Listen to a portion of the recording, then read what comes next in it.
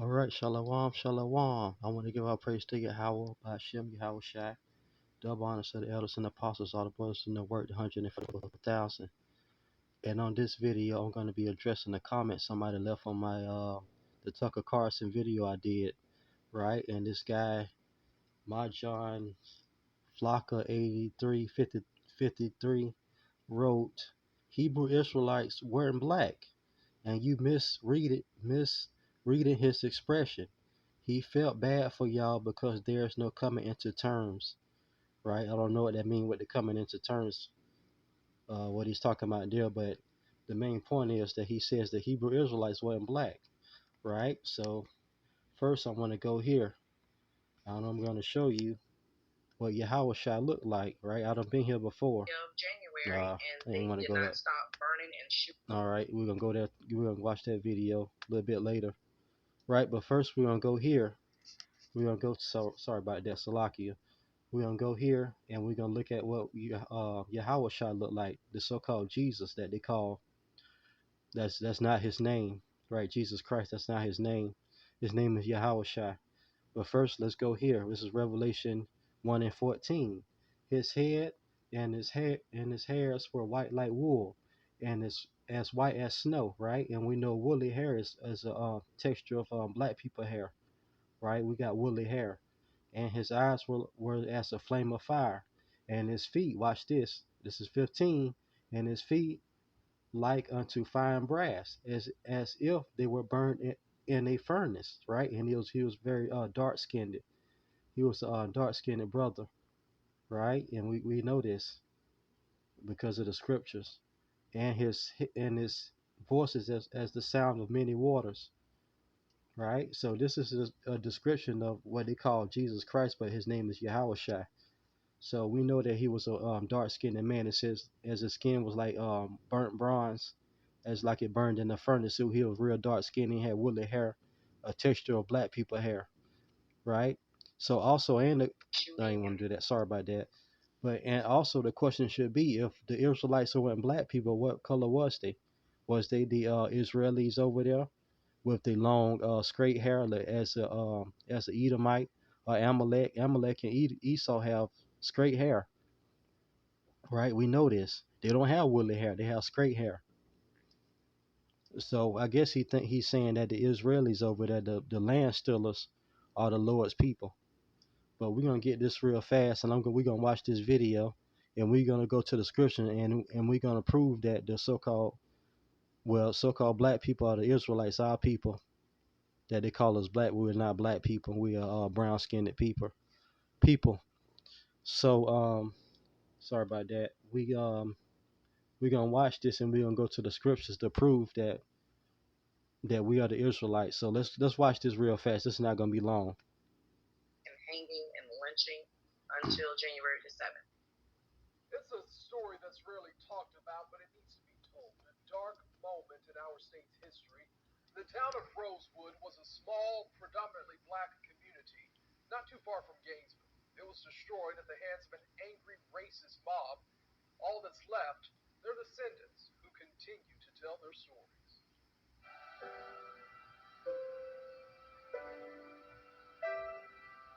We were entrepreneurs. We had businesses.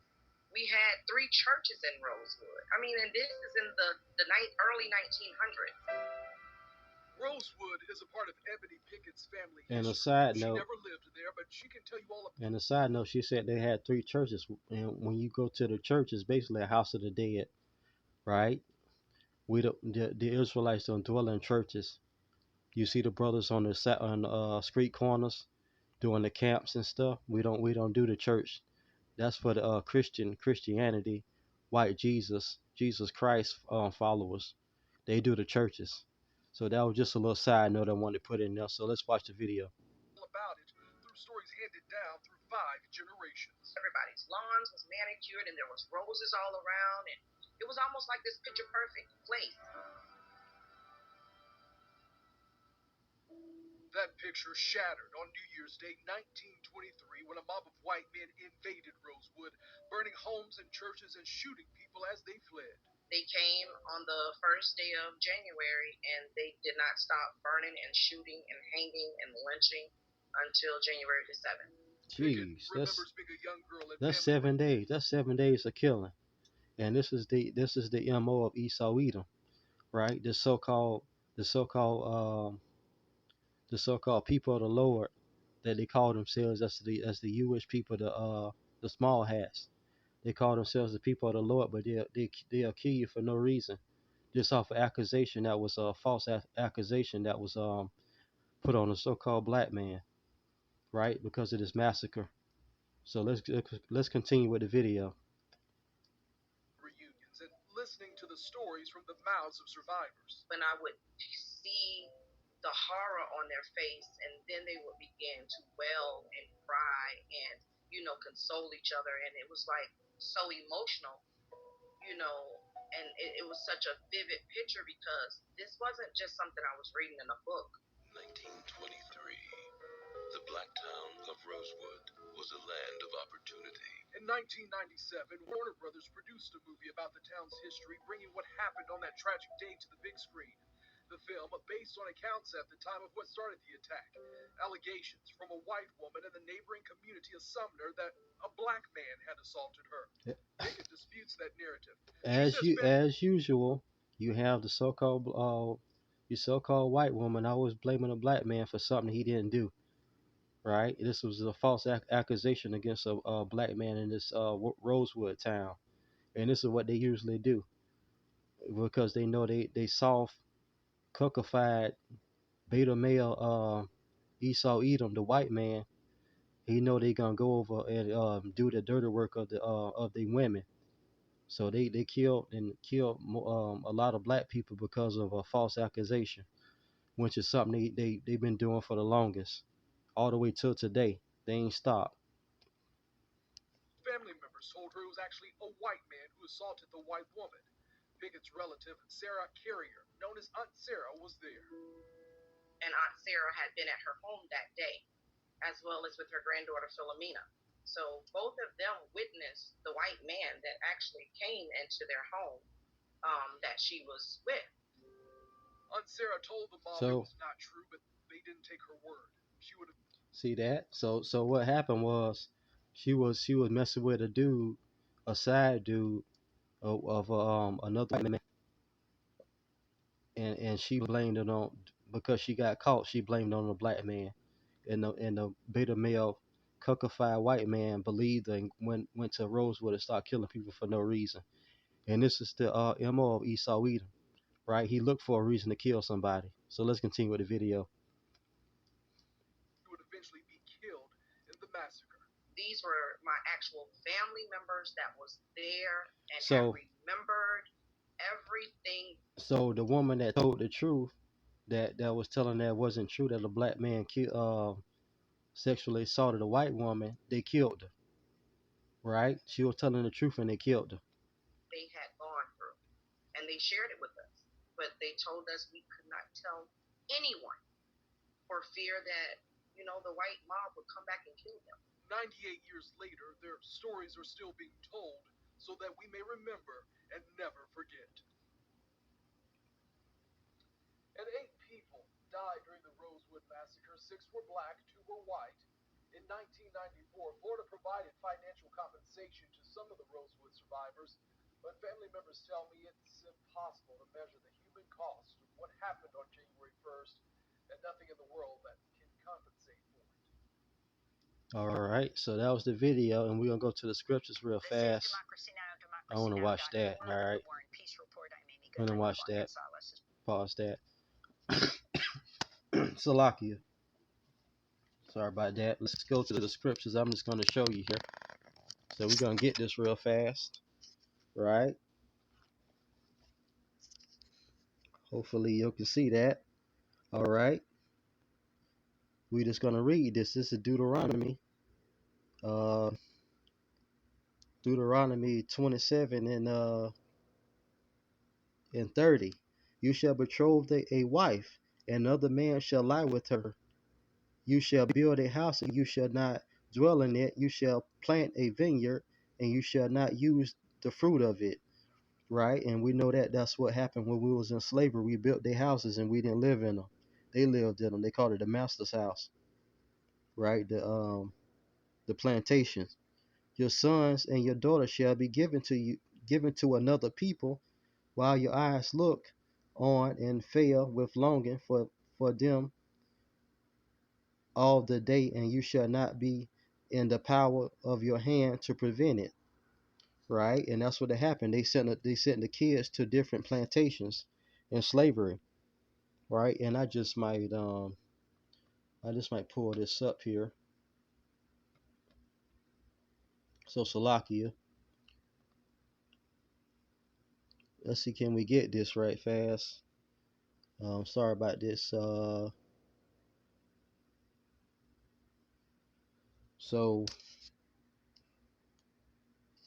all right, we're gonna read this. This is the Lord will bring you and your king, whom you set over you, to a nation. It's kind of blurry.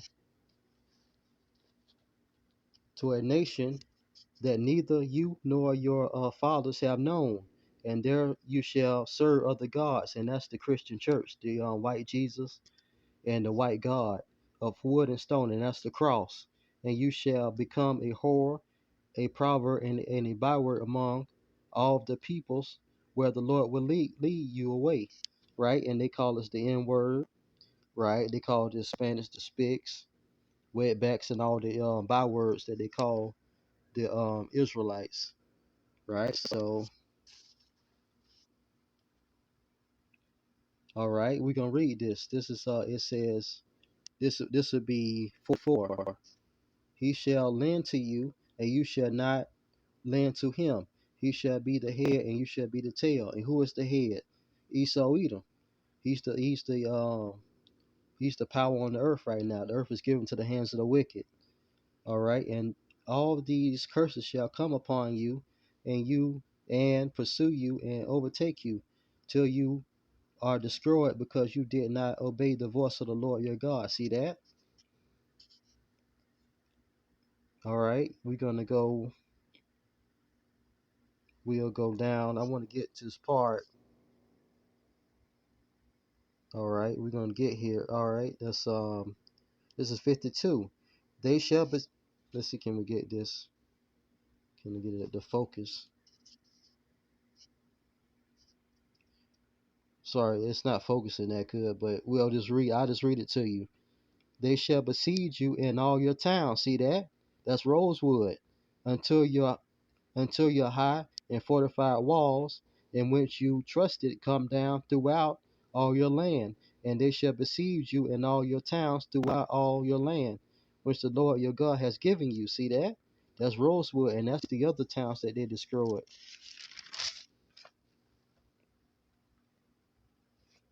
Uh,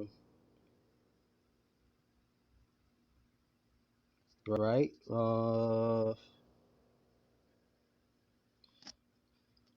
Well, I think that's the point. I think this video been long enough. I just want to get that last part right. So we just got done watching Rosewood, the Rosewood Massacre, and we just read this right here, and this goes along with what the Israelites was going through, the so-called black people, right?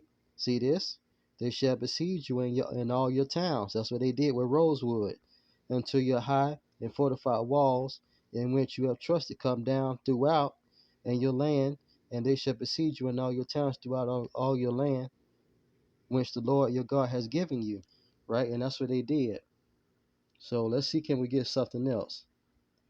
Because you did not serve the Lord your God with joyfulness and gladness of heart, by reason of the abundance of all things, therefore you shall serve your enemies, whom the Lord will send against you, right? And that'll be Esau Edom, right? They put us on the ships and brought us over here to the Americas in hunger and thirst and in nakedness and in want of all things, right? And that would be slavery, because we was our ancestors was living in the outhouses and the slave quarters and all that kind of stuff on the plantation. All right, and he will put a yoke. See this? Watch this. And he will put a yoke of iron upon your neck until he has destroyed you. And that's what they did with our ancestors, the so-called black people, the Israelites. They put the yokes of iron around our ancestors' neck in slavery. All right, we'll read on. And the Lord will bring a nation against you from afar, from the far end of the earth, as swift as the eagle flies. And it's funny, it says as swift as the eagle flies because what's the representation of Esau? The eagle, the bald eagle. A nation whose language you do not understand, and that'd be English, right? The Israelites spoke Hebrew, and the Esau Edom has the English language, and he shall and a nation of stern countenance, who shall not regard the person of the old or show favor to the young, and that's what they did. They killed our ancestors, the young and old. All right, and I think this video been long enough. All right, so with that, I want to give our praises to Yahweh by Shem Yahweh Shai. Dang it, sorry about that, Salakia. Yeah, Yahweh Shai. Give our praise to Yahweh, Bashem, Yahweh Shai. Double honor to the elders and apostles, all brothers doing the work, the 144,000. All right, with that, shalom, shalom. To the next video. All right, to the next video, shalom.